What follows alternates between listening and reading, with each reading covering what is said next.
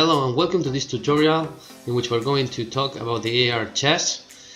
For Unity, there is a new package that we have released really early, and we wanted to show you how to import the different packages first, and then we'll talk about the different scripts. You have to go to the description of the asset, and you will have to go and open the download ARCore. That will take you to this page here, and you will have to install the Unity package. Once you have done that, you can go ahead and download the chess pack. That is completely free and uses different 3D and 2D models in order to create a chess game. Once you have imported this in Unity, you will see the following folders. You will see the Google ARCore folder and the GPV-FX 3D chess set. These are the two things you have to have in your folder structure before importing our package. Then you will have to import our package. So you click on the button you will have here to import it into our project, and then the AR chess will be imported. Now let's go ahead and explain the different scenes we have. We have first of all an AR scene that you will have to compile in order to export it to Android and test it. And then we have the non-AR scene and the non-AR scene test for check, in which we have put different pieces in different positions in order to check different checks that occur to the white player.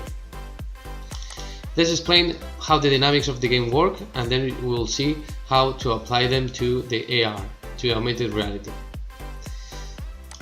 The main thing you have to notice is that we have a game object that is called a chessboard, that is a prefab, and it's going to manage all the events of our player.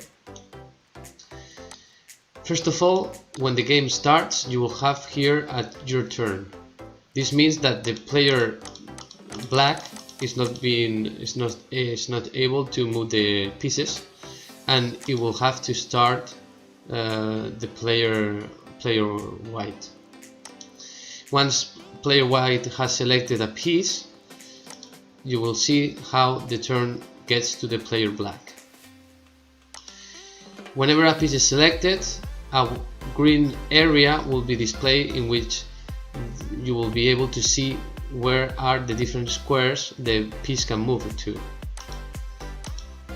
For example, if we move this piece here and then we select the bishop, you will see that the movement is higher than the movement of the pawn.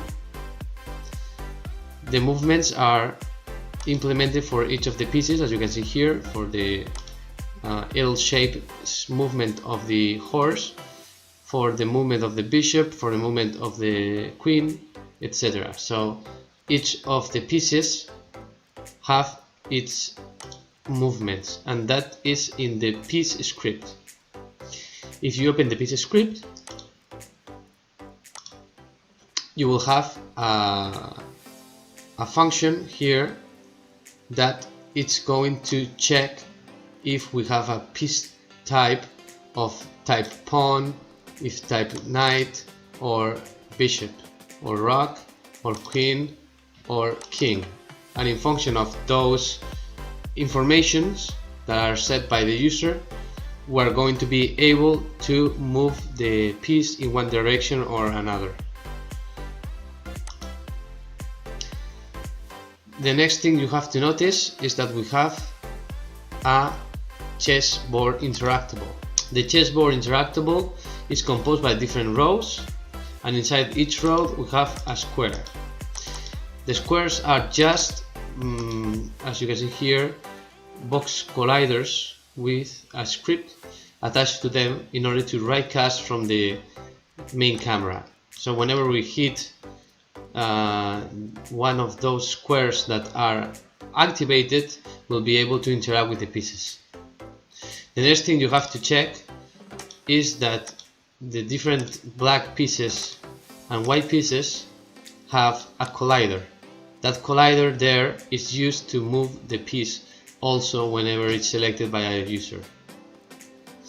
And this is all regarding how the package works, how the scripts are organized, and I hope you consider downloading this package and supporting our work. Thanks very much for watching this tutorial.